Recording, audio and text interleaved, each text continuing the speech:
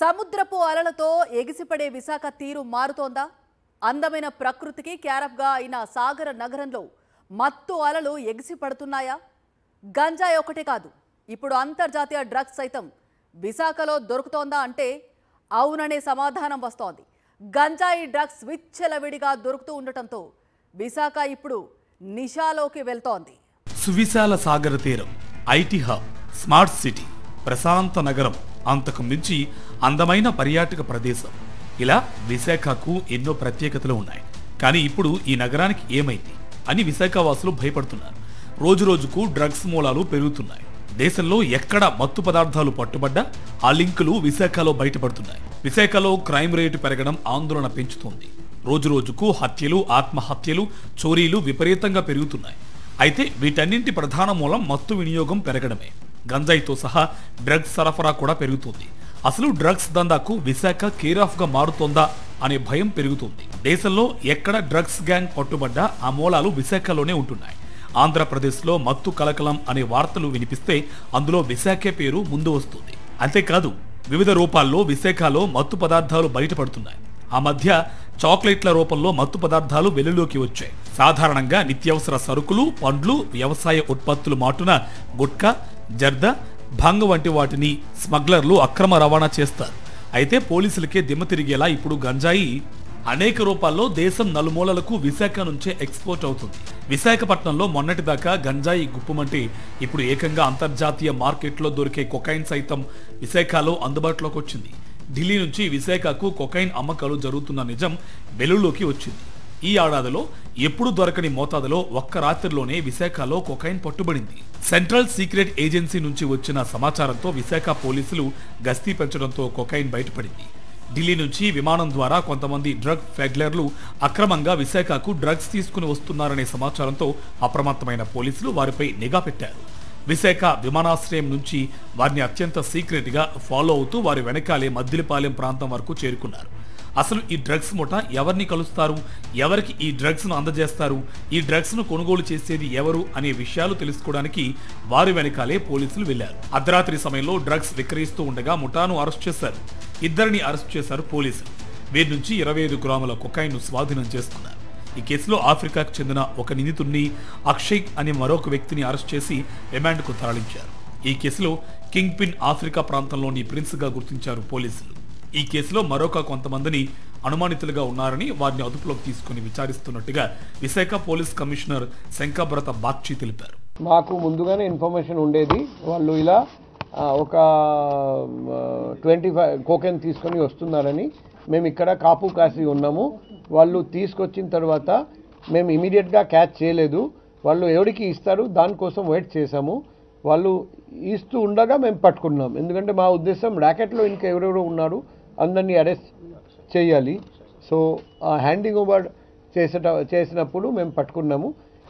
మనకు 25 gram cocoon అంటే చాలా పెద్ద అమౌంట్. 10 to 15 lakhs అంటున్నారండి.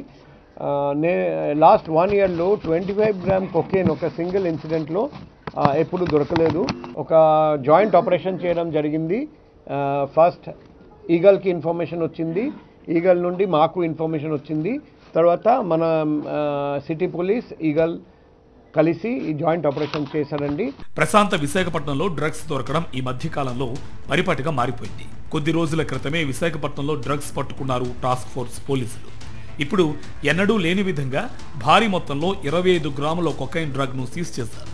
ఈ కేసులో మరింత లోతైన దర్యాప్తు చేస్తే మరికొన్ని కీలక విషయాలు బయటకు వచ్చే అవకాశం ఉందని పోలీసులు అంచనా వేస్తున్నారు. ఇప్పుడు మేము forward and backward linkages trace చేయాలి. ఎందుకంటే కోకెన్ చాలా కాస్ట్లీ డ్రగ్ కాబట్టి పెద్ద ర్యాకెట్ ఉంటుంది. సో మేము లాస్ట్ వరకు వెళ్ళి ఆ ర్యాకెట్లో ఉన్న అందరినీ పట్టుకొని రావడానికి ఏర్పాటు చేస్తాం. ఇప్పుడు ఆ 2 అక్యూజ్డ్ 3 పేర్లు చెప్పారండి. ఆ 3 పేర్లు మేము సస్పెక్ట్ కింద ఇప్పుడు ట్రీట్ చేస్తున్నాం. ఎందుకంటే డ్రగ్ ర్యాకెట్లో ఇన్వాల్వ్మెంట్ ఉందా లేదా మాకు తెలియదు. ఒక అక్యూజ్డ్ కన్ఫెషన్ వేస్ట్ చేసుకొని మనం ఎవరిని అక్యూజ్డ్ అని పెట్టలేం. మన దగ్గర ఖచ్చితంగా ఎవిడెన్స్ ఉండాలి. అందుకే మేము పికప్ చేసాము. ప్రస్తుతానికి వాళ్ళు సస్పెక్ట్స్. ఇది ఇప్పుడు ఇంట్రోగేషన్ జరుగుతుంది. డీటెయిల్గా ఎప్పటి నుండి ఇది నడుస్తుంది, ఎప్పటి నుండి ఇటువంటి కోకేన్ తీసుకొస్తున్నారు, ఎప్పటి నుండి ఇలా ఈ ర్యాకెట్ పనిచేస్తుంది, మేము డీటెయిల్ ఇంట్రోగేషన్లో తెలుస్తుంది. మనం ఇంకా ఫర్దర్ డీటెయిల్స్ ఇస్తే మన మిగతా ర్యాకెట్లో ఉన్న మిగతా వాళ్ళు కూడా అలర్ట్ అయిపోతారు. కాబట్టి మేము ఇంతవరకు షేర్ చేస్తున్నాం. కానీ మొత్తం డీటెయిల్ ఇంట్రోగేషన్ జరుగుతుంది. తర్వాత ర్యాకెట్లో ఉన్న అందరినీ మేము అరెస్ట్ చేస్తాం. పాలకుల అసమర్థత పుణ్యమని ఆంధ్రప్రదేశ్ పరువు బజార్న పడుతుంది. అన్నపూర్ణగా పేరొందిన ఆంధ్రప్రదేశ్ ఇప్పుడు మత్తు పదార్థాల స్మగ్లింగ్ ఆంధ్రప్రదేశ్గా మారుతుంది. ఇసుక అక్రమ వ్యాపారం మొదలు నాటుసారా, గంజాయి, ఎర్రచందనం స్మగ్లింగ్, పేకాటలు, బెట్టింగ్లు, మత్తు ఇంజెక్షన్లు ఒకటేంటి అన్ని అడ్డుగోలు వ్యవహారాలకు రాష్ట్రం కేర్ ఆఫ్ అడ్రస్గా తయారైంది. ఎక్కడ గంజాయి దొరికినా ఆంధ్ర పేరే వినిపిస్తోందంటే పరిస్థితి ఎంతగా దిగజారిపోయిందో అర్థం చేసుకోవచ్చు. రాష్ట్రంలో ఊరూరా వీధి వీధిన బెల్ట్ షాపులు ఏర్పాటు చేసి మద్యం ఏరులై పారిస్తున్న కూటమి ప్రభుత్వం అది చాలదు అన్నట్టు అంతకు మించి మత్తులో జోగాలంటూ యువతను గంజాయికి చేరువ చేస్తోంది. గంజాయి క్రయ విక్రయాలు ఊరూరా నిర్విఘ్నంగా సాగేలా తన మాఫియా ముఠాకు అనధికార లైసెన్స్ ఇచ్చేసింది. ఫలితంగా ఇప్పుడు ఎక్కడ పడితే అక్కడ యువతను ఈ మహమ్మారి తన విష కౌగిలిలో బంధిస్తోంది. ఆంధ్రప్రదేశ్లో ఏడాదిగా గంజాయి పట్టుబడని రోజే లేదు. కూటమి సర్కార్ నిర్లక్ష్య స్వార్థపూరిత వైఖరి వల్ల ఎంతో మంది పిల్లలు పిచ్చోలుగా మారిపోతున్న దయనీయ పరిస్థితి నిత్యం కళ్లకు కడుతోంది. వైఎస్ఆర్సీపీ ప్రభుత్వం భూస్థాపితం చేసిన గంజాయి భూతాన్ని చంద్రబాబు ప్రభుత్వం మళ్లీ పైకి తీసింది. ఫలితంగా గంజాయి మత్తు మార్కెట్ గుప్పుమంటూ నగరాల నుంచి పల్లెల వరకు హోరలు చాపింది. దమ్మారో దమ్, గంజాయి దమ్ము బిగించి కొట్టండంటూ యువతను ఊగించడమే పనిగా పెట్టుకుంది. చంద్రబాబు కూటమి ప్రభుత్వం నిర్వాకంతో అంతర్రాష్ట్ర గంజాయి స్మగ్లింగ్ కు తలుపులు బార్లా తెరుచుకున్నాయి. యావత్ దక్షిణాదిలో గంజాయి స్మగ్లింగ్ కు ఆంధ్రప్రదేశ్ గేట్వేగా మారింది. వెరసి ఆ ముఠా రాష్ట్రాన్ని రీటైల్ మార్కెట్ గా, యావత్ దక్షిణాదిని హోల్సేల్ మార్కెట్ గా చేసుకుని యథేచ్ఛగా దోపిడీకి పాల్పడుతోంది. ఉమ్మడి విశాఖపట్నం జిల్లా టీడీపీ సీనియర్ నేతలు కీలక సూత్రధారులుగా వ్యవస్థీకృతమైన ఈ గంజాయి మాఫియాకు రాష్ట్ర స్థాయి టీడీపీ అగ్రనేతలు, పెద్దలు రింగ్ మాస్టర్లుగా వ్యవహరిస్తున్నారు. అందుకే కూటమి ప్రభుత్వం రెడ్ బుక్ కుట్రల చట్టంలో పోలీస్ యంత్రాంగాన్ని ఇరికించి గంజాయి మాఫియాకు అడ్డు లేకుండా చేసింది. కూటమి సర్కార్ అధికారంలోకి వచ్చిన తొలి ఏడాదిలోనే 25,000 కోట్లు కొల్లగొట్టడం టీడీపీ గంజాయి మాఫియా దోపిడీ స్థాయిని వెల్లడిస్తోంది. రానున్న 4 ఏళ్లలో మరింత భారీ దోపిడీకి కార్యాచరణను వేగవంతం చేసింది. ఇందులో భాగంగా టీడీపీ గంజాయి మాఫియా తన నెట్వర్క్ను పక్కాగా విస్తరించిన వైనం విస్తుగొలుపుతోంది. చంద్రబాబు ప్రభుత్వం గత ఏడాది అధికారంలోకి వచ్చినప్పటి నుంచి టీడీపీ గంజాయి మాఫియా చెలరేగిపోతోంది. వైఎస్ఆర్సీపీ ప్రభుత్వ హయాంలో స్పెషల్ ఎన్ఫోర్స్మెంట్ బ్యూరో సెబ్ దెబ్బకు తోక ముడిచి రాష్ట్రం విడిచిపెట్టిన మాఫియా గత ఏడాది అల్లూరి సీతారామరాజు జిల్లాలో దర్జాగా అడుగుపెట్టింది. ఆంధ్ర, ఒడిశా సరిహద్దులు ప్రధాన కేంద్రంగా చేసుకుని గంజాయి స్మగ్లింగ్ దందాకు తెరతీసింది. ప్రధానంగా ఒడిశా, ఛత్తీస్గఢ్ల నుంచి భారీగా గంజాయి స్మగ్లింగ్ కు పాల్పడుతోంది. ఆంధ్రప్రదేశ్లో ఊరువాడ రీటైల్ విక్రయాలతో పాటు తెలంగాణ, తమిళనాడు, కర్ణాటక, కేరళ, మహారాష్ట్రలకు హోల్సేల్గా భారీగా స్మగ్లింగ్ చేస్తోంది. కేంద్ర ప్రభుత్వ డిఆర్ఐ వర్గాలు అనధికారికంగా వెల్లడించిన సమాచారం ప్రకారం 2024-25లో ఏఓబీ నుంచి 8,000 కోట్ల విలువైన గంజాయిని కొనుగోలు చేసి అక్రమ రవాణా చేశారు. ఆ గంజాయి విలువ బహిరంగ మార్కెట్లో ఏకంగా 25,000 కోట్ల పైమాటే. అంటే కేవలం ఏడాదిలోనే టీడీపీ మాఫియా ఏకంగా 17,000 కోట్లు అడ్డగోలుగా ఆర్జించిందన్నది స్పష్టమవుతోంది. నెలకు సగటున 2,000 కోట్లకు పైగా గంజాయి స్మగ్లింగ్ దందాకు ఆంధ్రప్రదేశ్ కేంద్ర స్థానంగా మారిందన్నది నిగ్గు తేలుతోంది. టీడీపీ మాఫియా తమ ఏజెంట్లను అల్లూరి సీతారామరాజు జిల్లాలోకి పంపించింది. ప్రధానంగా కేరళ, కర్ణాటక, తమిళనాడుకు చెందిన వారిని ఎంపిక చేసుకుని మరీ ఏజెన్సీ ప్రాంతంలో తిష్టవేసేట్టు చేసింది. వారికి ఏజెన్సీలో అద్దె ఇల్లు, ఇతర సౌకర్యాలను టీడీపీ నేతలే సమకూర్చారు. ఆ ఏజెంట్లు అల్లూరు జిల్లాతో పాటుగా సరిహద్దులకు అవతల ఒడిశా, ఛత్తీస్గఢ్లోని గంజాయి సాగు చేసేవారితో సంప్రదింపులు జరుపుతూ భారీగా గంజాయి కొనుగోలు చేస్తున్నారు. దీన్ని యావత్ దక్షిణ భారతదేశ రాష్ట్రాలకు దర్జాగా స్మగ్లింగ్ చేస్తున్నారు. ఏపీలో గంజాయి డ్రగ్స్ యథేచ్ఛగా రవాణా అవుతున్నాయి.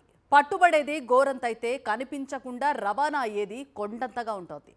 తాజాగా ఈగల్ టీం తనిఖీలో పెద్ద ఎత్తున డ్రగ్ చాక్లెట్స్, గంజాయి పట్టుబడ్డాయి. ఆ వివరాలేంటో ఇప్పుడు చూద్దాం. ఆంధ్రప్రదేశ్లో ఎక్కడ చూసినా గంజాయి డ్రగ్స్ దందా విచ్చలవిడిగా సాగుతోంది. ఇటీవలి కాలంలో చాక్లెట్ల రూపంలో డ్రగ్స్ అమ్మకాలు జోరుగా సాగుతున్నాయి. డ్రగ్స్ అరికట్టేందుకు ప్రత్యేకంగా ఏర్పాటు చేసిన ఈగల్ టీం తనిఖీల్లో అచ్చం చాక్లెట్లలా ప్యాక్ చేసిన డ్రగ్స్ దొరికాయి.